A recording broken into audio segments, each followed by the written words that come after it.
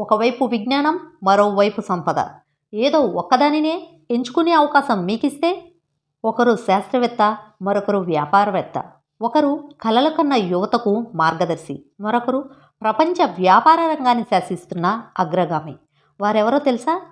అతి సాధారణ మత్స్యకారుడి కుటుంబంలో పుట్టి తాను కన్న కలలు నిజం చేసుకుంటూ ఒక గొప్ప శాస్త్రవేత్తగా యువతకు స్ఫూర్తిగా ఎదిగిన భారత మిసైల్ మ్యాన్, మన మాజీ రాష్ట్రపతి భారతరత్న అబ్దుల్ కలాం గారు ఒకవైపు, తండ్రి స్థాపించిన వ్యాపార సామ్రాజ్యాన్ని విస్తరిస్తూ ప్రపంచ అత్యంత కుబేరుల్లో ఒకరిగా ఎదిగిన ముఖేష్ అంబానీ గారు మరొక వైపు ఉంటే, వారిద్దరిలో ఒకరిని మాత్రమే కలిసేందుకు మీకు అవకాశం వస్తే మీరు ఎవరిని కలవాలనుకుంటారు? ఎందుకు? కామెంట్స్లో చెప్పండి.